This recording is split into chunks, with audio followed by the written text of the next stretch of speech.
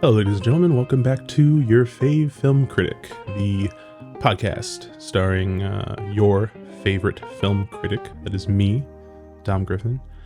This is episode 19 of the podcast. It's been 19 weeks. It's crazy. This is going to be, I think, a fun episode. A lot of fun stuff happened this week. I'm going to talk about sort of some follow-ups from some stuff we talked about last week in the news section. I'll talk about some of the movies I saw this week. I've got a couple of questions at the end. You know, you guys are, I think by now you're familiar with the format. But there's a lot of interesting things happening in the world of movies and film and such. So we'll just get started with the news. So two things. I want to follow up from news that we talked about last week. So thing one is that last week, I believe it was last episode, we were celebrating the SAG-AFTRA strike coming to a conclusion. And at the time, most of us, I assume, were very excited. And it's only been like a week and we've already seen they have been heaving actors at publicity things like Kevin Nash lawn darting Rey Mysterio Jr. on WCW Nitro when I was a child. Like there is just pinpoint bullet level accuracy shooting these people at like every opportunity to talk about their projects for the first time. They're all just like stoked to ply their wares. And there's been a bunch of like deals that have been like closed or are in the process of closing. And, you know, it's like, oh, hey, we're back to business. And in the last couple of days, it appears, at least at the moment, I'm not super well versed in a lot of the details, but it appears that the provisional agreement, like the provisional new contract that the negotiating committee had sort of agreed to like halt the strike. It sounds like there's some shit in there about AI stuff and digital likeness stuff that is troubling for a lot of actors, especially non-A-list actors, like the majority of the guild. And I mean, I'm not an expert in matters such as this, but it does seem like a distinct possibility that when the body of SAG votes on this new contract, that they're going to vote no. And if they vote no, I believe that means the strike is back on. The strike is not ended. The strike is like halted while they, agree to the new deal. And if the new deal ends up tanking, then that means this is over. And they have to go back on strike. I've even seen people theorize, that maybe some of the fast-tracked stuff that's been going on, where it just seems like things are moving very, very fast. I had sort of assumed, okay, well, I mean, a lot of these things have maybe been quietly discussed for the last few months anyway. I mean, I think a lot of people were probably under the table talking to people, even during the strike. I feel like that probably happens. But now it actually sort of feels a little bit more like the studio sort of knew this was going to happen and that this break might not last long, and that they just wanted to get the most going that they possibly could. And I don't know if maybe they're just banking on the idea that people will have a week of seeing their celebrities promoting things again or something and be like, I miss this. Fuck the actors. Get back to work. And I don't know that that's really how people are going to react to it. There's obviously dissension amongst the guild about it. So, like, I mean, who knows? Maybe it'll pass and then the strike will just stay dead. And there are some elements to the deal that are not beneficial that people have problems with. And I don't remember reading very much about people having issues with the WGA's deal. It's possible that there was, and it's just like, deeper than I probed. But it did feel like almost everyone seemed happy with it, whereas this does seem like there's a lot of contentious points. So I'll link in the show notes a piece I read about this and like a pretty informative Twitter thread. I'm not going to like try to synthesize it because like I didn't retain it. I remember getting the vibe that like this does sound shitty, so that's the important part, is if it's like fucking over the workers. But yeah, SAG-AFTRA strike, maybe not over, maybe not. I don't know. We'll see. But yeah, that was like kind of because I'd seen a couple of things, I think on like TikTok, and I hadn't like really engaged with them because I was kind of like, I mean, I feel like maybe there are just some people that are going to come out and not like it. I mean, nothing's ever unanimous. But then it started to seem more like, oh no, this actually does sound kind of fucked, So Yeah, that's nutty. And then last week we also talked about the Coyote versus Acme movie getting shelved by WBD. And it sounds like there's been a reversal of that. I guess a mixture of three, I think, different like pressures have changed what's going to happen. One, and the one people are probably the most proud of, is like just public dissension to this decision, right? There's a lot of social media traction of people being like, yo, what the fuck? This movie sounds fun. We want to see it. And I think the biggest reason why that helped a little bit is that it does sound like the movie like is good, or like is pretty, like it tested extremely well, you know? So like this happened with Batgirl. Like, people were like, release it anyway. And I think they just sort of kind of knew like, no, like this is going to do more harm than good. But then they released, you know, The Flash, and they're still going to release Aquaman 2. So I don't know, whatever. But this does appear to be getting a different fate than Batgirl. And it sounds like they're going to be shopping. Here's the crazy part, though. They're going to release it, but they're not going to release it. They're going to allow the people behind the film to shop it around to other buyers. So like this past week, I guess they've been hosting private screenings for people at Amazon, at Apple, at like all the places that, you know, would want to bid on something like this. And I feel like Amazon might get it. That seems like the most likely. When WBD dropped the new Batman animated series that Bruce Timm is doing with like J.J. Abrams or whatever, Amazon snapped it up. It seems like something they'll just like kind of pick these things up, I guess, as they can. But if that is what happens, it's going to be crazy to see like a Looney Tunes movie that doesn't open up with the Warner shield, you know? Like, that's fucking crazy. Amazon is like also a fucked up company, but it would be funny if they made like a parody version of the shield using the Amazon logo or something. I don't know. It's nuts. But it does sound like it's going to get released, which is, I think, really good. I'm sorry, but I said three pressures. So one of them, like I said, was, I guess it's really two pressures, is fan resentment, right? Like to the brand. But it sounds like the bigger one was just that like a lot of people just like canceled meetings that they had with people at WBD when this came out. Like I think this, more than Batgirl, more than the Scooby-Doo movie they shelved, really hit the sense of like, why would I want to do business with this studio if I can make a movie that comes in on time and on budget and tests well, and they still might write it off for tax purposes and no one will ever see it. I feel like Warner Brothers in the last few years, you know, with the Discovery merger and Zaslav and like a lot of the HBO Max stuff, they have really burned a lot of bridges when this used to be a very filmmaker friendly studio. It used to be a place that a lot of big name directors felt comfortable doing stuff. And I really feel like Universal's kind of picked up the baton from that. I mean, they got Nolan for Oppenheimer, and then they've been kind of giving M. Night Shyamalan a wide berth to do stuff. They have a good relationship with Jordan Peele. Like, it really feels like that's the place to go if you actually want your shit to be respected. And it's amazing the Warner Brothers lost that. And when that has been, I feel like, a staple of the brand for years.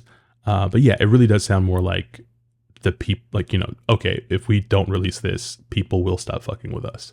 And I sort of feel like that pressure was probably the bigger deal, because I imagine it might have set off like a domino effect of, you know, like financial issues and stuff. You know, because I think they said something like they were still going to give everybody involved like their streaming bonuses as if it was released or some shit like that. And it was just like, you could just fucking put it out. But yeah, it sounds like they're going to put it out or sell it to someone to put it out. And, you know, whatever, more power to them, I guess. I don't work there. I don't understand the strategy, but if it means the movie comes out, the movie comes out. So that's the stuff that's like follow-ups from last week. I have a few more items that are like new things that happened this week, and they're all like superhero shit related. So, but they're things I have a lot of thoughts about, so I'm going to talk about it. I know there are definitely people that listen to the pod and watch the channel who like don't give a fuck about comic books and superhero stuff. So if this gets a little bit too nerdy for you, you know, you can always skip ahead. I fully respect that. I assume it's the same as like if I start talking about pro wrestling, or if there are people that do love superhero stuff and just tune out when I start talking about like movie bro shit. I don't know. But yeah, so the first thing. So it sounds like Pedro Pascal has not officially signed a deal yet, but that he is likely going to be playing Reed Richards in the MCU's Fantastic Four movie that Matt Shakman is directing. there are a bunch of things related to this in the MCU that feel like big reverberations from things that have happened. Like, okay, the Marvels last week opened with, I think, $47 million opening weekend, which is the lowest Marvel opening ever, lower than The Incredible Hulk in 2008, lower than Ant-Man, the first Ant-Man, and fucking lower than the Eternals, which came out like before when the pandemic was still kind of raw and heavily impacting box office numbers. That did better than this. And I've seen a lot of defenders with their shields up, and the three biggest talking points I've seen people go, I don't like that Variety and Deadline and all these sites are reporting on this failure, and they're not highlighting that this is the first Marvel movie to come out during the strike. Yes, the movie came out the day the strike ended, but every other Marvel movie came out like when people could promote it. This is the first movie they've done that has not been true. Like, the cast was able to promote Guardians of the Galaxy. They were able to promote Quantumania. So like, people really feel like that's a big deciding factor. It's not fair not to highlight that. I don't fully buy that, because like, Quantumania wasn't even marketed that fucking well. Do you know what I mean? And like, it did more than this, and it was terrible. I feel like it was definitely worse than this film. Of course, it's a Disney movie, so there's the other defense, which is that it's just a bunch of racist white bros that don't like it because it's directed by a black woman, and there's like people of color in it, and there's women, and like all this stuff with whatever, like all these woke, anti-woke guys. And it's like, those guys weren't gonna fucking see the movie anyway, so like, it feels very strange to like blame that for the movie's failure. I feel like if you are marketing a movie and you just fail to convert people who hate everything you stand for, and you blame that is how things went wrong, that doesn't make any sense. Because it's like, well, then why the fuck weren't you trying harder to reach the people that fucking do care and like would be interested in seeing this? Do you know what I mean? Like, it seems weird to frame it as being like, you know, we tried to reach across the aisle and these fucking incels didn't want to join us and see this movie. You know what I mean? Like, that's my thing. And I'm not gonna pretend like I did not see several weird tweets and racist leaning reviews of the film. I'm not going to pretend that stuff doesn't exist. I'm not going to do that. But I do feel like people are trying to pin it on the strike and the incels, and, you know, the degradation of the MCU brand is right fucking there. And people just don't want to see it. They don't want to acknowledge it. They don't want to have to engage with it. And I understand, quite frankly. I get it. You guys just don't want to deal, and it's fine. I totally understand. But some of these other things that are happening are like, okay, I don't know how much longer you guys can lie to yourselves here. The Pedro news is a big deal because throughout this process, all the different rumors and stuff coming out about Fantastic Four, originally it sounded like remember there's a brief period where it seemed like Adam Driver was a lock, and it had like Margot Robbie attached and other people, and people were like, those are kind of big names for this. And, you know, those people wanted real money.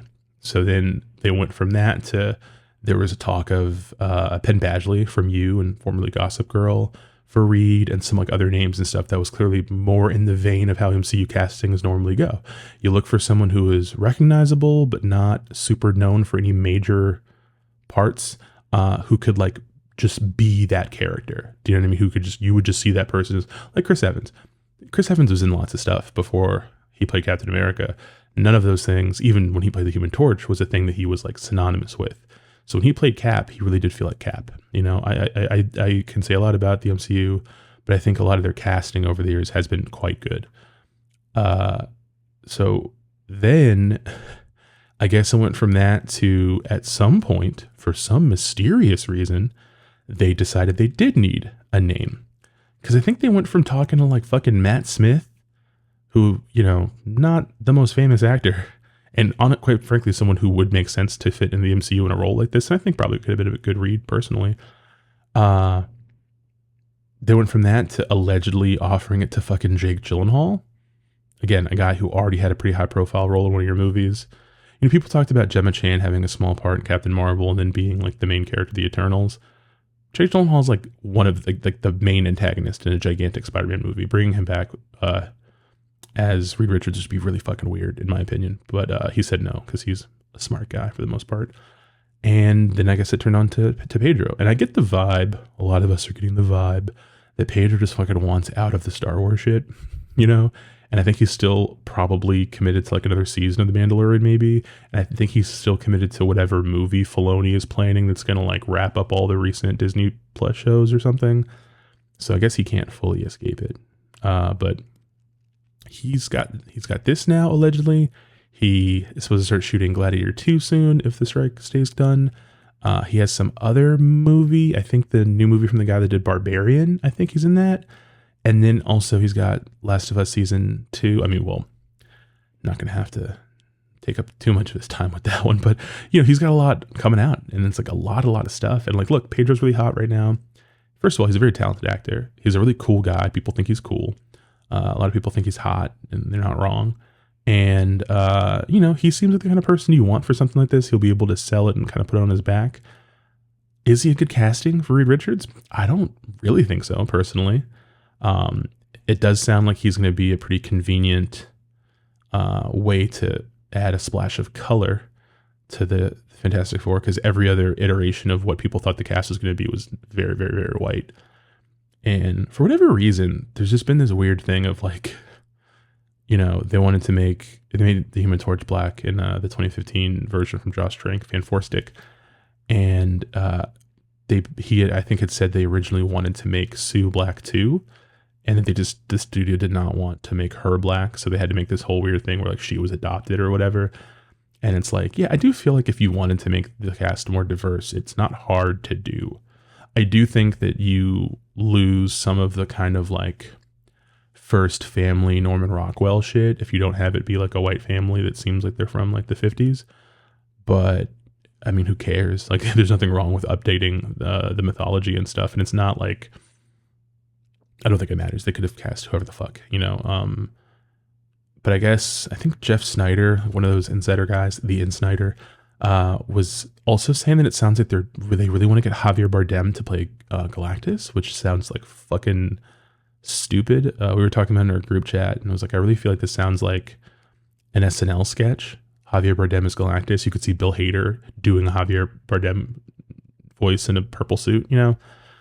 It sounds like Vanessa Kirby, I think, might be playing Sue Storm. And I think Vanessa Kirby's pretty cool, but I also feel like she's got extreme another blonde girl was busy vibes. She's in Napoleon, which I'll talk about a little bit later. And I think she's only in it because Jodie Comer was busy. And like every time I see her in something, I get that feeling of like someone else had stuff to do and she did not. So that's kind of she might be good, but I mean, not someone to get excited about. And then I guess, I can't remember the fucking guy's name. My little sister had like such a thing for this guy. The guy that played Eddie Munson on Stranger Things. I don't remember the actor's name. But I think he might be playing Johnny Storm, or at least that was like one of the names. And then I think the only piece of casting that sounded good to me is, I can't remember the actor's name. It's like Ebon something. The guy who played Richie on The Bear, I think is supposed to be playing Ben Grimm. I think that's great casting. I think he's really good. And like, there's a lot of stuff about his performance in The Bear that makes me think he would be fantastic as Ben. Ben's like one of my favorite Marvel characters. I love the Fantastic Four. I know a lot of people don't give a shit about them, like at all. But I love the Fantastic Four. I think they're great. I think I can't personally imagine a world where the MCU has a version of them that is good. Or even like passable, to be quite frank. But they are characters I care about very deeply, and I do not want to root against them. I would love for the movie to be good, you know? I mean, I go on the record all the time as saying I think even the Tim Story Fantastic Four movies are like pretty good in their own ways. Like they got a lot of cheesy stuff and they look kind of like shit, but there's a lot of heart to them. And I feel like they weren't that far off the mark from what a good Fantastic Four movie could or should be. And I have a hard time believing this movie is going to even clear that bar, to be quite frank, to be Josh Trank. And I don't know. I think I read something right before I started recording about Mads Mikkelsen playing Doom, but I'm pretty sure that's just like fan conjecture. I don't know if that's real. I think that would be great. Obviously, it's like kind of perfect casting, which is why I think it won't happen. I've been racking my brain the last couple of days to try to think of who would be the funniest, shittiest person that could get to play Doom. That would be awful. And I haven't come up with something quite right for it yet, but This is connected to the fact that it sounds like Jeff Loveness, who wrote Quantumania and used to be a writer on Rick and Morty, that Loveness got taken off of Avengers Kang Dynasty. He was writing it. And then Destin Crettin, DDC, the director of Shang-Chi, has dropped out of directing Avengers Kang Dynasty. He's still committed to, he's working on the Wonder Man show that they're doing, which I have no fucking idea why they're making that, but whatever. And he's also committed to making the Shang-Chi sequel, which doesn't sound like it's a big priority, but he probably wants to make it. And so now Avengers Secret Wars has a writer, it has Michael Waldron, another Rick and Morty vet who worked on Doctor Strange, Multiverse of Madness in the first season of Loki. It's supposed to be writing Secret Wars. And then there's no director. They have not picked a director for that movie. And now King Dynasty has no writer or director. And it really feels like we're probably a week or so out from them just openly canning and getting rid of Jonathan Majors and us just never seeing Kang again, basically, and then just them pivoting to something else. Now, it is not inconceivable to make a Fantastic Four movie that sets up Doctor Doom well enough to where he can just be the villain in Secret Wars. Doom's a great villain. He's not a guy we have to spend 9 movies hyping up or something. You know, if they did it right, doubtful, but if they did, they could just skip making the Avengers 5 altogether, speed ahead to fucking Secret Wars, and get the fuck out. And then just, you know, use that as their opportunity to do this soft reboot, you know, thing and kind of start fresh. To me, I feel like we're only getting one Marvel movie next year. They're releasing Deadpool 3 in July, and then nothing. Everything else is coming out in 2025. I mean, shit, if the strike ends, then we might not get one at all next year. But to me, it really feels like they're probably going to try to maybe just not have an Avengers 5, or make Avengers 5 to skip it ahead to Secret Wars. But if they do keep it, it sounds like they're going to move away from the Kang Dynasty stuff, and they might just, maybe they'll try to do that shit they were talking about with bringing back the OG people. I don't know. But my big thing that I talked about a little bit with this with my friends was like, I don't know who's going to direct either of these movies, right? Because if Crettin is down, the pattern is for the Avengers movies, the big movies, they've only let people do them who were Joss Whedon, who at the time was a bigger name than most of the people they had working on these projects. At least for fans, I don't know. I mean, arguable. And then they let the Russos do the other Avengers movies because they'd already proven themselves on Winter Soldier and Civil War, right? Which means, and then they signed on Crettin to do King Dynasty. He'd already did Shang-Chi. It's like they only pick people who have already proven themselves on another MCU project. So we know they're not bringing Nia DaCosta back to direct either of these movies. I don't think she would even want to. There was conjecture that I've been saying conjecture a lot today. I don't know why. There was scuttlebutt that they wanted Sam Raimi to come back to do Secret Wars. And for his sake, I hope not. I think he signed on to do some new horror movie with Sandra Bullock or something. So you take that out. How many MCU directors are there they would give these projects? Peyton Reed has proven himself to be reliable, at least, if not spectacular, obviously. I don't think they're going to give him a fucking movie after Quantumania. And then you've got, who do you got left from at that point? I mean, I guess I can see a world where Ryan Coogler gets talked into it, but that would be very unfortunate for him. And then otherwise, at this point, I feel like they might just end up having to enlist someone from the shows, because they got Matt Shakman directing Fantastic Four. He directed the WandaVision show. So maybe there's someone from that milieu that they could pull. I don't know. But it sort of sounds like a bit of a mess. And I sort of think them resorting to Pedro, pulling the Pedro lever, lets me know that they don't feel that confident about where this stuff is going. So we'll see, I guess. Moving on, another bit of casting. There's less to say about this one. Is they casted the Engineer, a character from the Authority in Superman Legacy, James Gunn's movie that's kickstarting the DCU. And she's the actress. I don't know her from anything. Her name's Maria Gabriela de Faria. Probably not pronouncing that the best. If you've never read The Authority, here's my thing. I'm still not sold on the Authority being in this movie.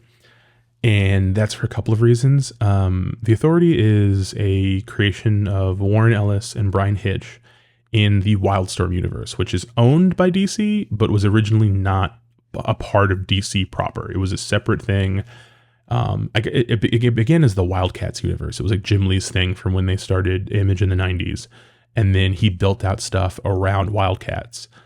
But as time passed, the one thing that's cool about the Wildstorm books is that throughout the 90s and 2000s, Jim Lee brought in a lot of very weird people to try stuff. So this universe got like kind of slowly built out, primarily by Warren Ellis. He had Alan Moore come in and work on like stuff for Wildcats before. Joe Casey did a lot of stuff with Wildcats later. There's a lot of guys, Ed Brubaker, who came in and got to kind of like fuck around and try to make Wildstorm like something kind of unique and sleek and modern. And a lot of the books are really good, like a lot of them, in my opinion. And in the late 90s, he sold Wildstorm to DC. So Wildstorm's been a part of DC ever since. And from the New 52 in 2011, was that 2011 that the New 52 started? Whatever. From that point onward, a lot of these characters just became part of the DCU.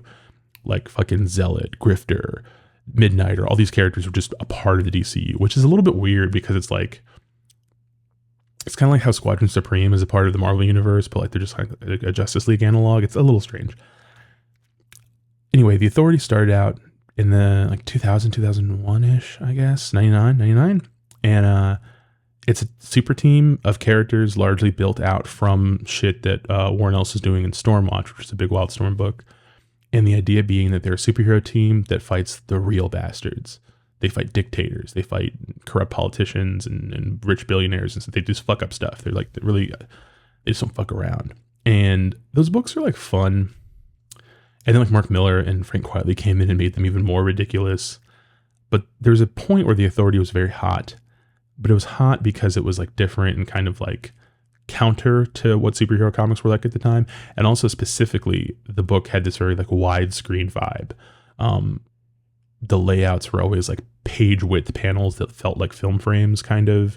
And it was kind of like Hitch's kind of like photorealistic style and the dynamism there. And there was a point where, you know, they made a character like Superman just look very outdated. And then Joe Kelly, I think Doug Monkey drew it. Action Comics number 775. The issue is called "What's So Funny About Truth, Justice, and the American Way," and it's a story where Superman fights a team called the Elite, which is so flagrantly, obviously supposed to be the Authority. And it's a single issue comic that sort of is Joe Kelly trying to assert that Superman is still relevant and does still matter and that his values are important and stuff. And it's a pretty fun comic. Kelly got to adapt it himself for the animated series Superman versus the Elite, which is pretty fun. They've taken other stuff from this elsewhere. And then later, Grant Morrison did a bit that I've never actually read this, by the way. Like I keep meaning to, that had Superman teaming up with the Authority, like in the future, or like a diversion of the Authority, and he was older and was losing his powers. So like the Authority has been kind of like connected to Superman in a way. And James Gunn wants there to be an Authority movie in the DCU, and it sounds like it's probably gonna be like Matthew Vaughn directing it or something. So I guess whatever. But he's gonna be introducing them in Superman, and I don't know if they're just gonna be in there because he's introducing a lot of characters in this movie, or if they're gonna be like the primary antagonists. At which point, I don't know how you do that without just doing the Joe Kelly story, and I don't think he's gonna do that. So I want to have faith in the fact that James Gunn is weird and a little unpredictable, that he has something cooking that we're going to be shocked by. I don't mean shocked in like a vulgar kind of way, just that maybe he has cooked up something that is genuinely different. I want to believe that, and I want it to be good. And it's just weird that you have a Superman movie where they've already casted Metamorpho and Guy Gardner and Mr. Terrific and now the Engineer, and they're probably going to have to cast Jack Hawksmoor from the Authority.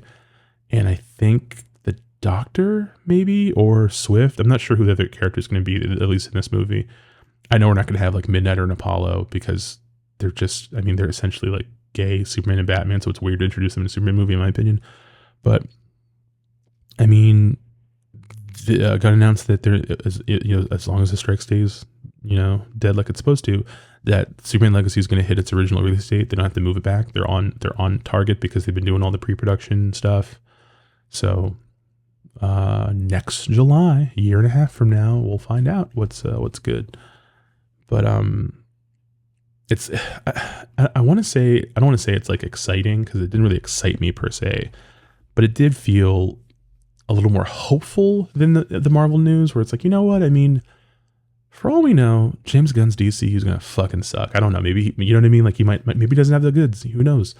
But there's like this sliver of a chance that it could be something really special for now. And until it comes to fruition, we can kind of keep our hope up. So that's kind of what the engineer casting was like for me. But if we're going to talk about the future of the superhero movie genre, we've got to fucking talk about this Madam Web trailer. Because my fucking God. Okay. I don't even know how to get into this. I don't remember what I was doing. I don't know if I was at work or I was like on my way somewhere, but I got a text in our group chat from my boy Justin, and it was just a link to the trailer, and just like, what the fuck, his reaction. And I was like, oh, it can't be that bad. The Sony Spider-Man universe, I don't know what the fuck they call it, is like, Venom is like, not necessarily a good movie, but it's like fun. There's like a lot of interesting stuff to it, I'd say. Can't call it a great movie. Can't say it's really good. I know that the Sony universe is a laughingstock to the MCU people, but I thought Venom was at least fun. And I think the number one thing I liked about Venom was that it felt like a throwback. It felt like this should have come out in the early 2000s or the 90s or something. And I liked that about it. Venom 2 is like, has a lot of problems, but it's also very fun. And it's interesting, and it feels different at the very least. I know it sounds silly to like hype up something just being different, even if it's not good, but I think it does matter. I've never watched Morbius. I may never watch Morbius. And Morbius didn't look like fun or exciting. It actually just looked like shit. Even the memes about it weren't fun, But the Craven movie, same vibe. I'm like, I don't know why they're doing this. It doesn't seem interesting. Madam Web, however, it feels like someone is trying to accelerate, is trying to hasten the end of the superhero movie genre era. It feels like so many bad ideas rolled into one, and that I'm almost impressed, quite frankly, because there's never been another situation. Okay, wait, that's not true. I was about to say there's never been another situation where a studio is trying to mine as much from one corner of an IP as this, where it's like, okay, we can't make Spider-Man movies other than Spider-Verse stuff apparently, but we can make a bunch of movies from ancillary characters to Spider-Man. Like they were developing a Black Cat and Silver Sable movie. They were developing a Night Watch movie. All these just random characters from like background bits in Spider-Man. And I was going to say no one else has done that, but it's actually like a larger budgeted version of what Warner Brothers often does with Batman, like in television, where it's like, oh, fuck, we can't make a Batman show. We'll do Arrow. It's just like Batman, but it's Green Arrow. And then, oh, we'll have Gotham, but Batman can't show up in it. Oh, we'll do this other Gotham Knights, but Batman can't show up. And you know what I mean? There's this thing of like, we have to use the Batman stuff because people like Batman, but we can't do Batman because we got to be careful with our golden cow. This feels like that, but bigger and worse, and so much worse, because Batman actually does have a lot of like interesting, compelling rogues and supporting characters and stuff where you can tell stories with just those characters, and people are already used to solo adventure books with those characters that Batman isn't in, or that he only shows up like in the shadows or something. So there's already like a blueprint for like a Nightwing movie that Batman's not in, where he's constantly referencing the fact that Batman's not around, and it's not odd. Spider-Man's not like that. Where like, other than I don't know the name of it. There's like a book about the villains, like kind of the workaday villain types that I think Nick Spencer wrote. I think Steve Lieber drew. You can comment, I guess, if you remember, but I don't remember the name of it. But it was pretty fun, and it was just about a bunch of villains like doing regular life stuff and struggling and everything. Like, you could make that a movie. They wouldn't, but you could. But no, they're making Madam Web. If you don't remember, Madam Web is a supporting Spider-Man character from the late 70s or early 80s, I want to say. It might be like mid to late 80s. That I think Denny O'Neil created, if I'm not mistaken. And she's like blind, and she is in this like web-esque like thing that she needs to survive, but she's also like psychic or something, or she gets visions. And she becomes a figure that Peter goes to. I mean, really, if you remember Madam Web, you remember from the animated series, the 90s one, where Madam Web is just like a character that Peter goes to get like advice or guidance and stuff. Functionally, she's not like that different from like Dr. Leslie Tompkins in the Batman books, sort of. That might be a reach, but it's not super dissimilar. And she's an older woman. That's like the big thing with Madam Web. And there's a bunch of other characters who are ancillary to Spider-Man. There's like multiple iterations of Spider-Woman, for instance. And they all have, like complicated, similar origins or whatever. This movie is just throwing them all in one big movie. And it's like Dakota Johnson is Madam Web. I saw, I don't remember, I didn't fave the tweet, so I can't find it, but there was a tweet where someone said that like Dakota Johnson is such bad casting to play a person who has visions of the future because she is incapable of projecting urgency. Like every scene in the trailer that's her being like, I'm trying to save you or something bad's going to happen. She doesn't sound even like harried. It's just kind of like, yeah, look, this is going to happen. We got to do this, guys. Hey, this guy's trying to kill you. Like she just does not sound like a person who was coming to like tell you about some real shit. But she's playing Madam Web. I don't remember her fucking character's real name, but it's like a young, pretty version of Madam Web who starts getting these visions. And they basically try to turn the way the Final Destination visions look into a superpower. Like it makes her a good fighter because she's watched the fight unfold or whatever. It's actually kind of very similar, like Knowing, I think, the Nick Cage movie. It just looks whatever. It looks very bad. She's like a paramedic and she gets these psychic abilities and she explains how it's connected to some research her mother was doing with spiders. There's a guy in like the Spider-Man equivalent of the Black Flash costume type deal, who's like a Spider-Man's trying to kill these young teenage girls. And it's like, the 30-year-old teenager type thing. Sydney Sweeney's one of them. I don't remember the other two actors' names, but they're trying to make Sydney Sweeney look like frumpy and nerdy, and it just looks hilarious. Like it looks very much like a bad porno. And I don't want to say that like because Sydney Sweeney is so often sexualized in her roles, and that's not why I'm comparing to a porno. I'm comparing to a porno because it's just like very lazy costuming and very lazy hair and makeup, where it's just like this big like bombshell porn star. And it's like she's playing a librarian, and she's playing a librarian because of these glasses and fucking nothing else. That's the vibe I got from it. It's like, why are you trying to make her look like this? She doesn't look young. She looks like an older, not that she looks old, but she looks like a fully fucking grown woman dressing up for Halloween as a teen girl. It's very strange. But basically the trailer kind of reveals that all three of these girls are playing different versions of a Spider-Woman character. Not Jessica Drew, she's not involved, but like Sydney Sweeney's playing Julia Carpenter, and then one of the other girls is playing like Aranya, the Spider Heart or whatever, and then the other one is playing a different Spider-Woman. I'm gonna be very frank. I do not know Spider-Man lore to this degree, especially the stuff that, in my opinion, is usually like not memorable and kind of sucks. But it's like, she has these powers, she has to protect these girls, this guy's trying to kill them because they're going to turn into Spider-Women and they're going to stop him in the future. And the villain is revealed to be Ezekiel Stane, who's created by J. Michael Straczynski when he took over Spider-Man in like the year, or like early 2001. And when I was in high school, the first several issues of JMS's Spider-Man was like my favorite thing ever. I thought it was so brilliant and smart and different and crazy and just like out there.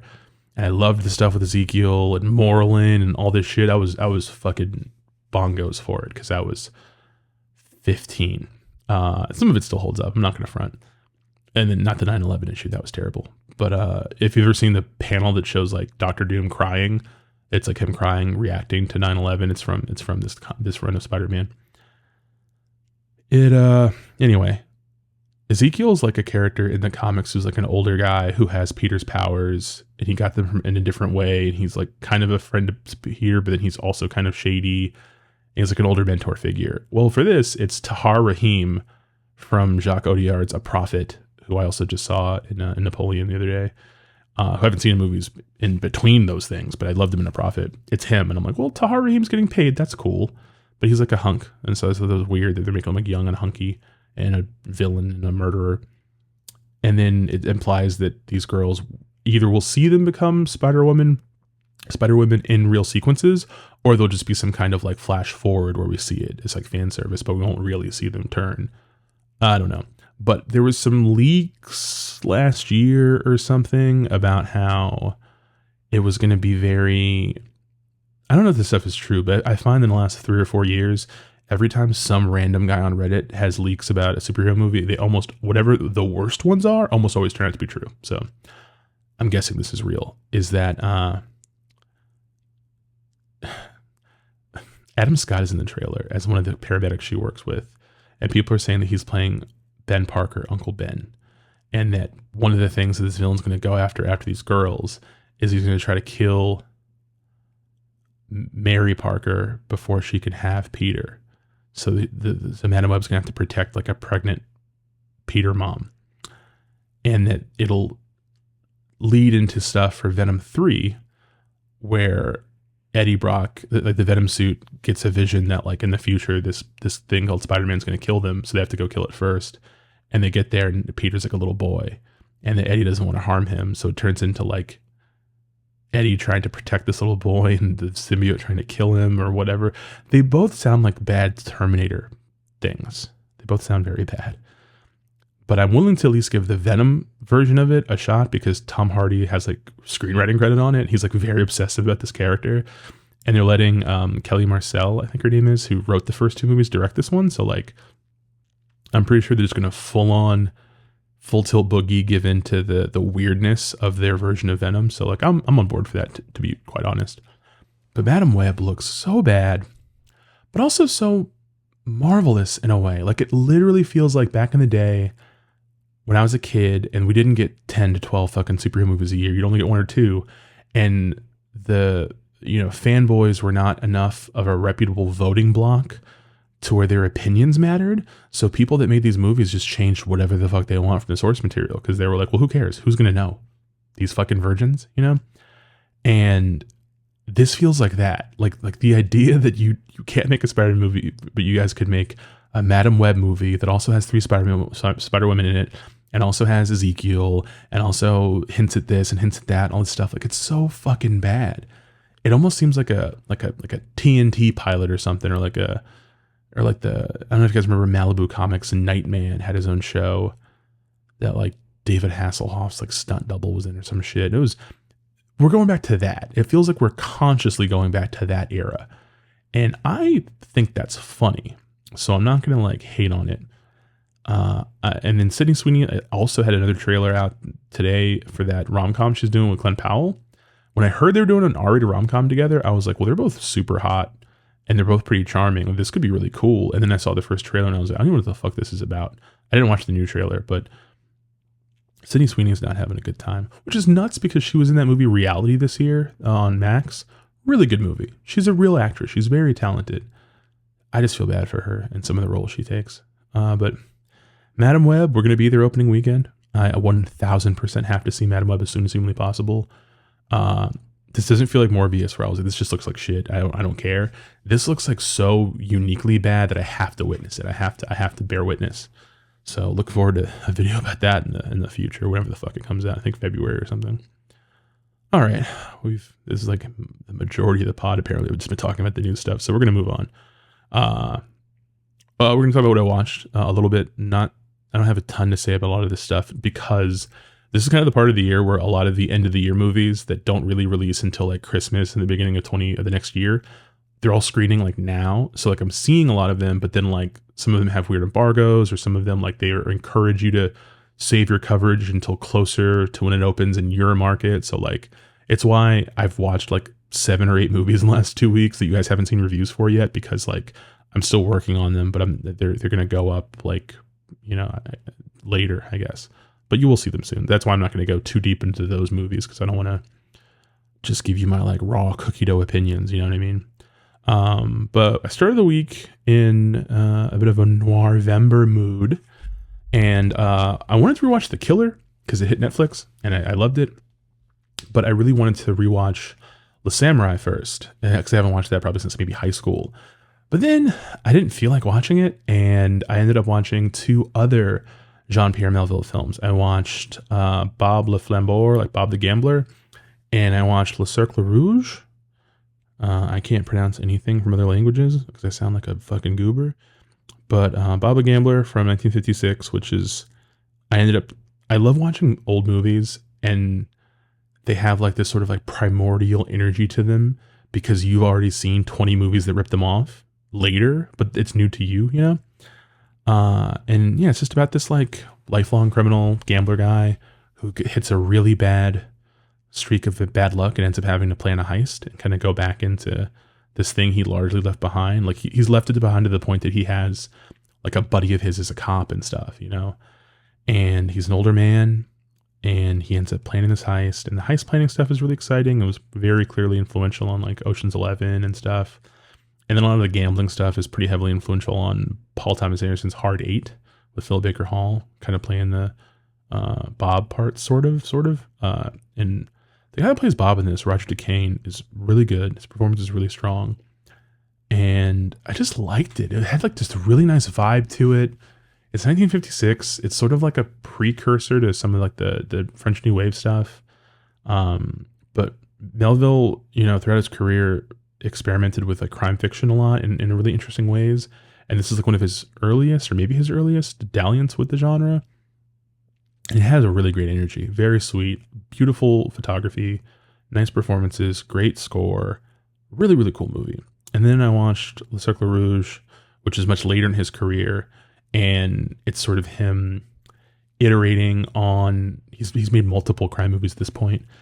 He's got Alain Delon, you know, from The Samurai, is in it as a criminal who gets out of jail, and his rad mustache. He just looks like a fuckable version of Cole Sprouse. And he ends up needing to do a job. Not needing to do a job, but a guy, one of the guards in prison, hips him to like this big gig. And he ends up teaming up with another criminal who's on the run from the police. And then like an ex-cop who's like a good marksman, because the heist requires a good marksman. And the big thing about the movie is there's a huge kind of silent heist sequence that's sort of designed to, like, I don't know, one up the one from Rafifi. I've never seen Rafifi, so I can't compare it.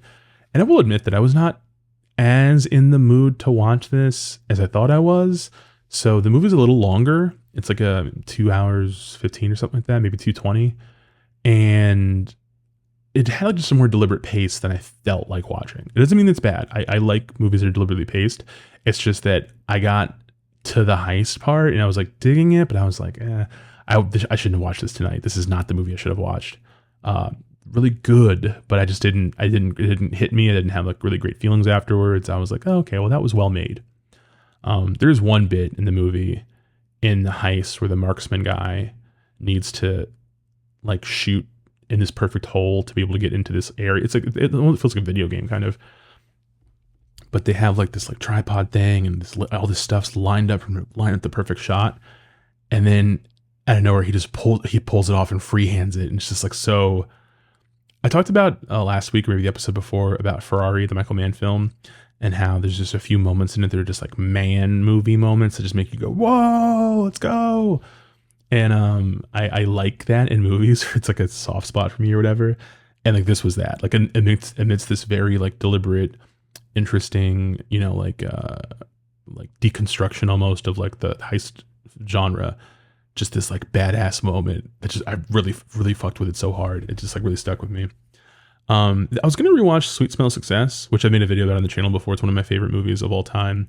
But I just ended up watching a different movie called Murder by Contract. I'd seen a handful of guys like Josh Lewis and a couple other critics on Letterboxd reference this in their coverage of The Killer, as it being like a movie that's obviously a big, ancestor to it. And I watched it, and it fucking is. It's from like the 50s. But it's a movie that like it feels extremely modern. It feels like a movie that a lot of people have cribbed from. And it just doesn't seem It doesn't seem like a movie from the 50s. Like it does, but other times it just feels like they fucking made this then. This what's the guy? I have to look it up. I'm sorry. It's basically about a young hitman who has like a very, what's the right way to describe this? Who has a very like particular philosophy on life, and he won't shut the fuck up about it. Like he basically, we see this guy who has like a regular job, doesn't make a lot of money, but he wants to make more because there's a house he wants to buy, and he basically knows if he works at his regular straight job, it'll take him 20 years to be able to afford the house. But if he gets into crime, he'll be able to afford it like much quicker. So he becomes a hitman, and very much feels like a an ancestry to like Patrick Bateman and those type of characters that like we get really into their psyche and hear like voiceover and them talking about shit. And he's so fucking insufferable and so irritating, and like has all these like grandiose ideas about stuff and philosophy and shit. So clearly had to be a big influence on the killer, I feel like. But the thrust of the movie is that he gets flown out to California for one hit. He's got to kill this woman who's going to testify against his boss. But like she's in witness protection, and he fucks around for like 2 weeks of the trip, not even like going to see her or anything. He just keeps hanging out doing fun California stuff. And the two guys who are his handlers were mad at him and stuff. They're like, we have to kill this person by this date. Blah, blah, blah. And then he explains that he was like actually not fucking around. He was making sure they weren't tailed because he's so particular. It's all crazy shit.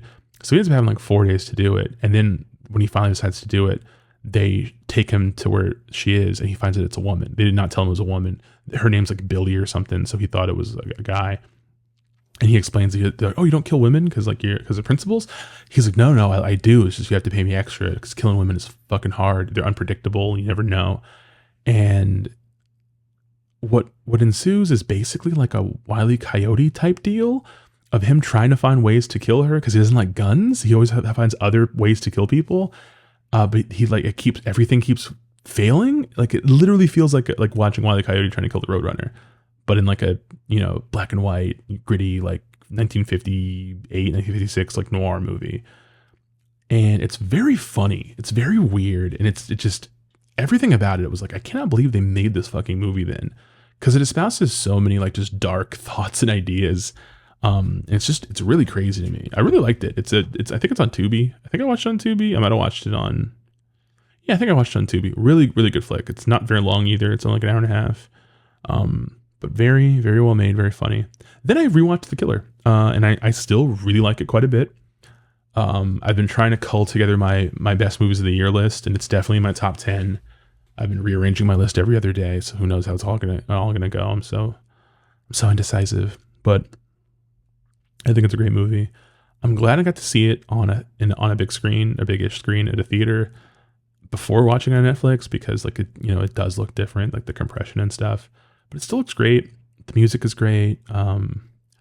I reviewed it for Looper, but I really, really like the movie, and I keep seeing people talk about it being slight and like whatever and stuff, but like I really like it. I think I sort of am a guy who always has a bit of a soft spot for a filmmaker's like lesser known movies, or not lesser known, but like the movies of theirs that are not like everyone says this is their best. Not like I'm trying to be a special person or something, or I'm a snowflake, I'm different, but it's more like those are the movies that I tend to gravitate towards. I'm like, yeah, that was like a really cool one of his best, but it doesn't feel like one of his best. Movies that you could say are almost like B-sides, I guess. That's how I feel about it. And I think The Killer kind of is one of those. Excuse me. But then I watched I watched two big movies and later and back to back actually on Tuesday. And I'm reviewing both of them for the channel, so I'm not going to get too deep, but I watched Ridley Scott's Napoleon, and then I watched Bradley Cooper's Maestro, the Netflix film about Leonard Bernstein. And Apple is marketing Napoleon like it is a super serious awards bait war epic biographical drama. And yeah, you get all the Ridley Scott having a ball recreating these big famous historical battles. The battle scenes are all pretty tight, But everything in between the action is like, it's like someone asked Ridley Scott while he was researching this project, what do you think about Napoleon Bonaparte? And his answer was like, what a fucking goof. What a fucking loser. What a fucking complete failure. So the whole movie is, I remember when they cast Joaquin Phoenix, I was like, why is Joaquin Phoenix in this? Why did he do this? And then I remember that the other time that he worked with Ridley Scott was in Gladiator, and he plays like just a fucking simpering, irritating guy in that too. And this is taking that to like a whole nother degree. This is probably my favorite Joaquin performance since The Master, I would say. It's probably his best. I love him in The Master. This is not quite as good as that, but it's in a fun wheelhouse where he is just a fucking goober. And he's just so pathetic and shitty, and he sucks. He's just a guy who sucks. He's like one step away from being like a Tim Robinson character. And the movie's hilarious. I'm not going to get much deeper than that, but it's a funny fucking movie. And I saw people who were like, I hate it. This is dumb. Why did he make this? Why isn't it deeper? Why isn't he making commentary about the history and stuff? And I'm like, I don't know. I think he is making commentary, and the commentary is fucking ambition is lame, and trying to be a conqueror is stupid. And everyone who's psychologically drawn to doing it are fucking goobers. I thought that's pretty simple, but people wanted more. And they're going to get more. There's like a 4-hour cut that allegedly Apple's going to release to Apple TV Plus. I don't know if that's really going to happen or not, but it really seems hopeful. Maybe the 4-hour cut will be good. You guys know how, that goes for him. And then I watched that at the theater across the street from my apartment. And then I had to immediately, when I got out, go down to Georgetown to see Maestro. And I did. And that one's going to be a hard video to make because I have a lot of mixed up feelings about it. And I have to do just a little more research because I don't actually know that much about Leonard Bernstein, honestly. But I asked my friend Izzy, who you guys know as the creator and host and producer and brilliant woman behind Be Kind Rewind, the channel. And I'm not gonna like give away what she said about the movie because I don't know if she's doing anything about the movie herself, and I don't want to be a fucker, but she basically distilled the entire movie down into this one sentence. And it made me laugh so fucking hard because it immediately was like, that's the key to this movie. That is 1000% explains everything about this movie. Like it's so cutting, and I'm not going to be able to come up with something better than that in my review. But I thought it was very funny, and she's a brilliant woman. And I assume that if you follow me, that you already follow her because she's much bigger and does really great work. But yeah, I liked it. The best thing I can say about it without getting deeper is it's a movie that I thought was pretty good, that had things I liked in it, but that it is felled at almost every turn by the fact that everyone involved desperately wants to fucking win an Oscar. And that if like the people that made it just cared less about that, I think it would be a fantastic movie. I know it's kind of reductive, but that's how I felt. It was like, man, if Bradley Cooper wasn't so fucking hungry for this shit. There's a line in the last season of Succession. I don't remember what episode it is. But where I think Kendall is trying really hard to get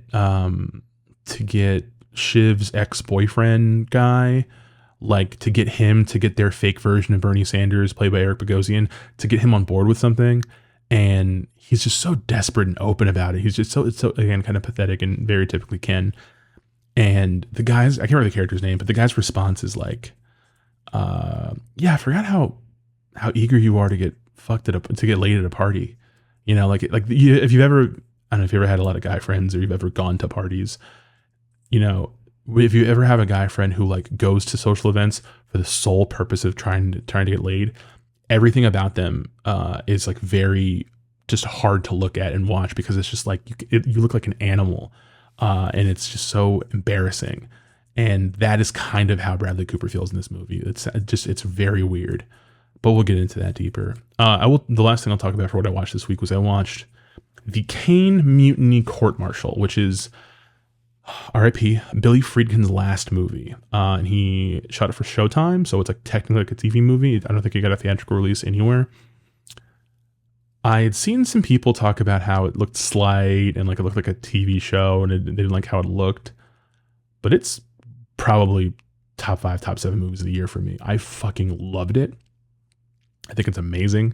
I've never seen the Bogart Caine Mutiny movie. Basically, what I understand was that there's the novel, The Caine Mutiny, which tells like this whole story, and like the last act of it is like the court-martial trial, and they made that a movie. And then the same novelist turned that into a play, The Caine Mutiny Court-Martial, that is just a dramatization of the trial part of the story, aka the good part. And I think Robert Altman made it a TV movie, like one of those like Playhouse 90 type deals. And here Friedkin has taken the play and updated it to not being World War II to being like now, basically, sort of like, you know, like the Forever Wars in the Middle East. And the general concept is that there's a captain of a ship, like a ship that hunts mines and like, you know, diffuses mines. And one of his officers mutinies against him and takes control of the ship. And then now he's getting a court-martial for that because that's like a bad thing you can't do in the Navy. So the trial is about whether or not he was justified. I don't remember the name of the actor who plays the guy who's on trial, but Jason Clarke plays his lawyer. Lance Reddick plays not the judge, but like the head of the like council presiding over it. So this is like one of his last. I think he has maybe one other role after this, but it's my favorite thing Lance Reddick's ever done, even more than The Wire. I don't like this more than The Wire. I like his performance in this more than his performance in The Wire. And an actress who's from like the Good Wife universe or whatever, who plays the prosecutor, who's really good, really fits into this very well. And then the captain is played by Kiefer Sutherland. And this is a part that Bogart played in the movie back in the day. And it's like such a good Kiefer Sutherland performance, and it's not going to get a lick of Oscar buzz, but I was obsessed. I was obsessed with his performance. It was so fucking good. It's so funny and also so like kind of pathetic, and like he's playing a guy who's very clearly kind of like a megalomaniac and a piece of shit. And like you feel justified that he was not a good captain. He was very bad to his crew. And Jason Clarke has to sort of like eviscerate him to try to win the case. But there's kind of more than meets the eye about what's going on in the case. And the movie does a really good job of making you feel, I guess the original, because it took place from like World War II. The ending is supposed to kind of be like, it kind of pulls the rug out from under you about being like, no, this guy was a hero. And even though he was a piece of shit, he like deserved better than this because he was a war hero or whatever.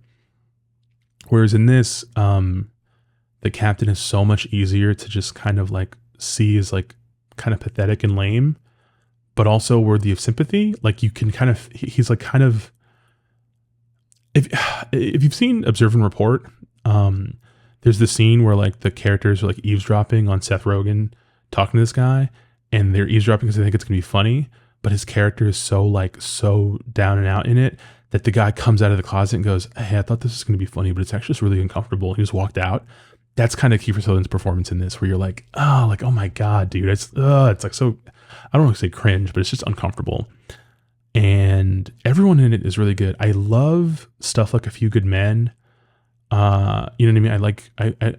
It's sort of like the antithesis of Rules of Engagement, another military court movie that Friedkin made, whereas that movie is very loud and like brash and like over the top and almost feels like an Oliver Stone movie at times, kind of.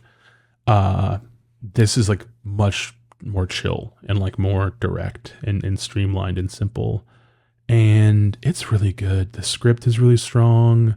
The performances are really good. It's just meat and potatoes, good shit. It's so fucking good. And like every interaction, you know, like there's stuff in like law movies where someone objects and then they're arguing over like a specific thing, but it feels like so rote because you've seen a million lawyer shows, you've seen a million court movies. This is like every time there's a point of contention between the counselors, it is like life or death. Like, need I remind you that we are talking about a man's history and his reputation? It's like, it's just so fucking, I gotta stop getting that loud this close to the mic. I gotta fucking learn. Sorry. I can be like this in real life too, unfortunately.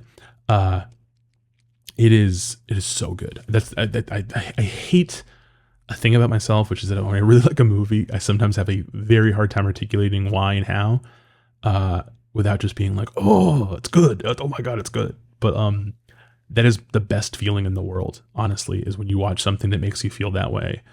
I was very excited about this too because I have a lot of friends who like movies too. I love that about my friendships. And a lot of times we all watch similar stuff. Like that's kind of what's really fun about Hooptober is like we're all watching horror movies, so some of us have a lot of overlap. But I loved that I mentioned I watched this, and then my boy Pat watched it. Like, and then we're all talking about it, like this movie together. And like, I just love movies so much. I love them so much, and I really like this movie a lot. And I think people should check it out. It's like on Showtime. I don't know if you have Showtime or not. Like, but there's other way. I don't know if you can rent it anywhere or whatever. But it's worth watching. I think it's really, really good. Really, really good. If you've seen the original or read the book or any of that type of shit, I'd love to hear your thoughts about it after you see this. Because I don't really have the same like frame of reference for that. But we got time for a couple of questions, I think. So, they're both from my homie Luke Davis. All right, Luke asks, when I was 9 and living in ATL at the time, I saw a scene from a 1984 horror movie called Mutant or Night Shadows. It was about 1:30 p.m. So I was like, what the fuck? Why is a horror movie on at this time? It scared the hell out of me, but years later I watched the movie in full to fight the proverbial demon, and it sucked. Have you ever had a similar experience with a movie? I have not had a similar experience where there's something that scared me a lot as a kid, and then I watched it as an adult, and it was not good. But I've had situations where I watched something that had a lot of power over me as a kid, and I watched it as an adult, and it didn't anymore, or it felt very different because I'm grown. I did a video about a movie called Death by Temptation on the channel a few years back, I think during 2020. So you got to scroll back a lot for that one. But that was a movie I saw very young, and it had a very strong impression on me because it was the first time I'd seen a movie that looked like the New York that I knew, because I used to go visit a lot of my family in Brooklyn a lot when I was a kid. And we didn't go to any of the like sightseeing parts of New York. We went to like Flatbush and stuff. So there was just like, my conception of New York, I'd not seen it in a movie really. I guess kind of in like Beat Street maybe, but like that movie felt like the New York that I knew, I guess. And there were a lot of images and energy from the movie that really held a thing over me because it was so like haunting at the time. And then I watched it as an adult and I thought, oh, this is a really good movie. I didn't feel scared though. Like that, it didn't hold on to me. Poltergeist 2. I don't know if you guys remember from the Rugrats, Chucky Finster was afraid of the guy on the Quaker oatmeal package. And I realized he just looks like the guy from Poltergeist. And in Poltergeist 2, Poltergeist 1's a great movie, but in Poltergeist 2, I don't remember a lot of it, but I remember it really fucking terrifying me as a kid. And I never rewatched it. I refuse to rewatch it because it's the only thing I'm afraid will still scare me, and I just don't want to deal with it. I used to have nightmares about it. I have so many memories and images of the movie that might not even be from the movie. They might be from nightmares I had of the movie, you know? And I just never want to reconcile that. I'd like to just never open that can of worms. But another movie, similar vibe, Jacob's Ladder. I watched that as a kid when I probably shouldn't have. And I didn't know, I thought it was like a full-on straight horror movie. I didn't know it was like a psychological drama and all the stuff about like Vietnam or whatever. I just thought it was like fucked up. Everything about the movie was so unsettling to me. And I watched it as a grown-up. And then I think I had to review that really bad remake they made. But I rewatched the original and I was like, oh, this is like really well made. This is like pretty good. But it didn't fuck with me the same, I guess, because I've lived and I've experienced things. But yeah, I've never had one where it had a thing on me and then it sucked, but I have had a thing on me and then it's just like totally different vibe because I'm older. I'm a grown man. I'm almost 40. Second question from Luke Davis.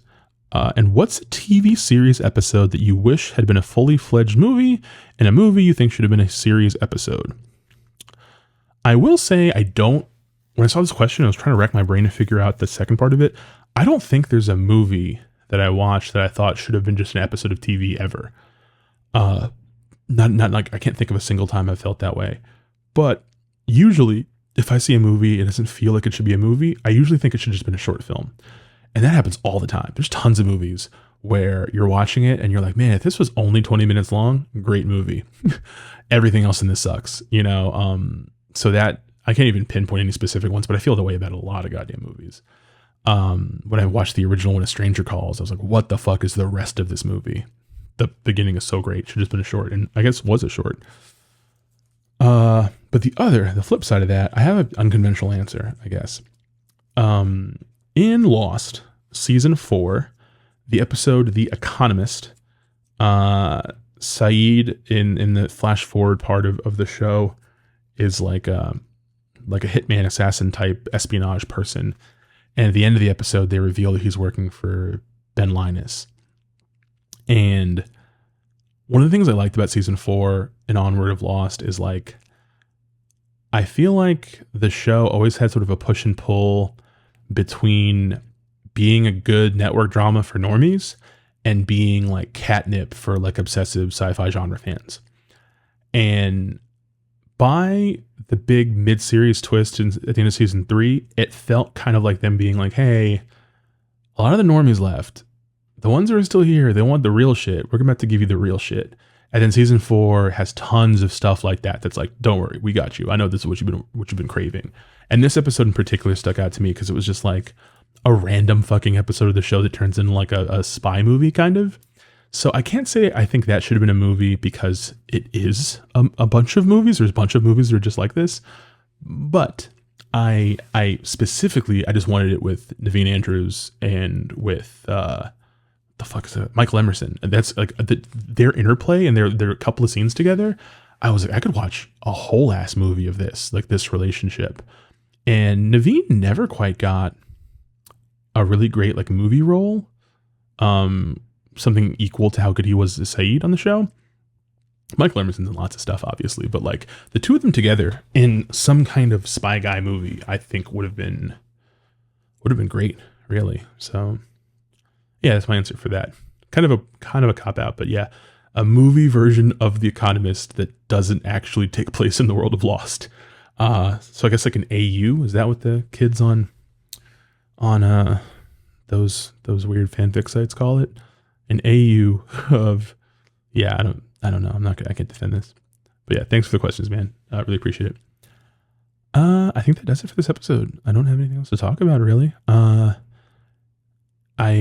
I said, all these movies that I've been watching lately that you see me log in Letterboxd, that you've seen me loosely talk about on the show, they are going to get full review videos in the next few weeks and stuff. I'm still figuring out the schedule for that and like when and stuff, but they're coming. So don't fret. Not that why would you be afraid? That's weird. If you are watching this on YouTube and you liked it, please give it a thumbs up. If you loved it, I would really appreciate it if you subscribe and hit the little bell icon. It'll send you notifications whenever I have a new video out, assuming you have notifications enabled in your YouTube app on your phone, which very few people have. But it would just, you'll always know when I'm putting out something new, which I think a lot of you want, right? And if you have any comments or questions about this episode, you can put them in the comments. If you have any questions that you want me to answer in a future episode, please put them in. You can just say, I want this to be answered on the show, and I'll do that, obviously. You can also send me questions on Twitter, on Blue Sky, on fucking Instagram, everything. I have an email address as well, armchairauteur@gmail.com. You can shoot me questions there. And if you were listening to the podcast version, just on whatever you listen to your podcast on, please follow, subscribe, leave me reviews, share with friends, whatever, I really do want to say that it's really nice that like the show feels like it's growing. Not like a ton or super fast or nothing like that. And that's okay, but it's something I like doing, and I'm glad that you guys seem to like it too.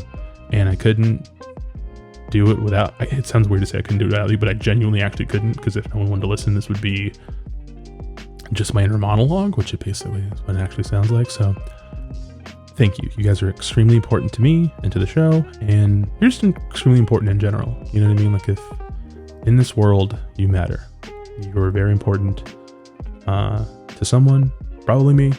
I love you all. That's it for this episode. Thank you for listening. I will be back soon. We'll talk soon. Okay? We'll talk soon.